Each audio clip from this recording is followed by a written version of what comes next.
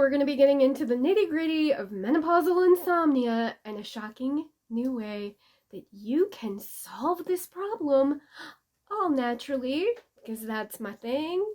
Shh, she's sleeping. Is something that nobody is saying about you right now, right? Because since menopause, you aren't sleeping like you used to. You are walking around like a zombie, going through your day, dragging yourself through with no energy or low energy. You're tired, you're sluggish, you might be irritable. And how's that affecting your relationships? I know when I get tired or angry, I get a little snippy, a little irritable, and you feel kind of like a jerk, right? Or maybe you don't. Maybe you're just like, stay away from me, I haven't slept in 10 years. Lack of sleep can put you at higher risk for a lot of diseases. Heart disease, anything stress related, which is practically anything. Because as you are missing out on sleep, you're also becoming more and more stressed. Or maybe you are so sleep deprived, walking around your life like such a zombie that you're not even thinking about that. You just know that you're tired. And even when you lay down to go to sleep, you don't go to sleep. It doesn't work. Maybe you have racing thoughts. Maybe you have night sweats. Maybe you're just tossing and turning and you don't even know why. So what are the options here? Medicate? If you're here watching me, that's probably not an option for you because it's not an option I talk about. If I suggest meditation, they're like, I've tried meditation, I've tried everything, it doesn't work for me. I've been meditating for decades, so it comes a lot more easily to me. And I know when it's new, it's not so easy. And then you have this added stress and this added situation of menopause on top of it while you're trying to learn meditation. It totally makes it harder. I hear you, I feel you, I get it. There are ways to make that easier. There are ways to ease into it. And there are ways to get guidance to help you so that meditation actually does work. But in the meantime, you want something that works now, right? Because you need to sleep today. Do you know chronic insomnia is only 3 months? It becomes chronic after 3 months. And some women are dealing with this for a decade. So let's find a solution now. So I want you to think about when you're trying to sleep, either whether it's difficulty getting to sleep or difficulty staying asleep. What is it that's causing that for you? Are you having a lot of racing thoughts in your head? Are you getting night sweats? Do you have to get up to pee a lot? I feel that mindfulness and meditation can help with anything because it's something you always have with you. And I'm going to mention another solution to you in this video momentarily. As a teen, I was severely depressed. I was never diagnosed with that, but I had suicidal thoughts, so I know, I don't think you can call that. I was just sad. This was in the 80s. People weren't taking their kids to psychologists at the time.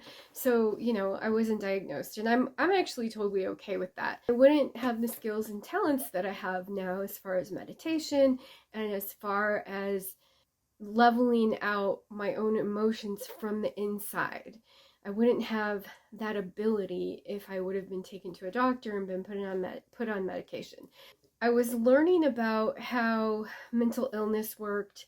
I was very interested in that, and I was learning about how mental illness worked and the body chemistry and why medications worked, because the medications were supposed to adjust the chemical imbalances. I don't think I realized I was meditating, but I would kind of just naturally do certain things that was basically like meditating and getting control of my emotions. I wonder if, so you take the medication and that adjusts the chemicals in your body, but I felt like I was doing that without the medication. Like I was figuring out how to adjust the chemicals in my body by just focusing on it. It's more than that, but basically by meditating around it, by some of the practices that I was doing that were regulating my emotions and just empowering me, really. So I felt like maybe it's one of those chicken egg kind of things where you can impact it from both sides. Someone is taking a medication, it's adjusting the chemical, and that is making the emotion different. But what if, I felt like I was controlling it from the emotion side. I was choosing different emotions in a variety of ways, and that was adjusting the chemicals, and I was creating a new cycle that kept me more level. And as I've done deeper mind body work and energy work and shadow work and all this emotional healing, I even feel more strongly about that. And there is some science to back up that mindfulness practices can actually impact your emotional state and your hormonal levels, like cortisol, the stress hormone. So I highly recommend that you do continue to work on your meditation and give it a chance. But if you need something more immediate, I want to share with you about the map of consciousness and frequencies. There's this map of consciousness that relates different emotions to different frequency levels. On the high end of the scale, there's like love, peace, joy. On the low end of the scale, there's things like shame, guilt, fear, hate, that kind of thing. Okay, so obviously you want to be on the higher end of the scale with the higher frequencies. So this is like sound therapy, frequency healing, maybe you've heard of, and maybe you haven't, but that's what we're talking about here, okay? Frequency healing. It's all related to this map of consciousness. When I first started hearing about this stuff and energy work, I was like, that sounds super hokey. I don't get it. And then I actually tried some of it because I am still open-minded. I considered myself an open-minded skeptic. So I tried it. I was probably way more on the skeptical side in the past. Now I'm very open-minded. A few years ago, my dad passed away, and I was feeling a lot of grief right after, of course. And I found I was having trouble sleeping because of that. So I simply found some frequencies on YouTube and was listening to them. And I felt like that was helping me through it. Sort of helped me sleep a little bit better.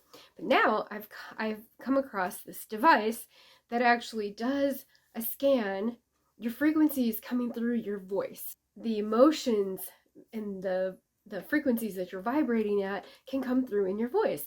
So there's this device, it scans your voice, and it shows where you have emotional imbalances in your frequencies, and then it comes out with balancing tones that will optimize your frequencies. So it's really cool. It gives you a playlist of tones that you can listen to, like a 12-minute playlist approximately. You can listen to these and it balances back out your frequency. And you just listen to it 2 or 3 times a day and it helps balance your frequencies. So when I listen to them, I put this short playlist on and I'm out before the first, maybe the second one starts playing, because there's like 5 different tones, and I am usually out by the time the second one starts, if not sooner. So if you want information on that, there is a link in the description. Here are some other things that you can do that will help you sleep at night. You can have a set bedtime or something close to it. You can turn off all your screens at least an hour before you go to bed, and that includes the TV. Don't go to sleep with your phone. Don't go to sleep with your TV. You could read, journal. Journaling is great. Old school, paper and pen. You could practice a little guided meditation. You could listen to these frequency tones if you get your scan done. Have a nice, chill bedtime routine. That is going to help you. And the foods you eat make a difference too in how well you sleep. So it all integrates together. But if you want to check out those frequency tones, check out the description. I've got a link. We can get you set up. Sleep tight.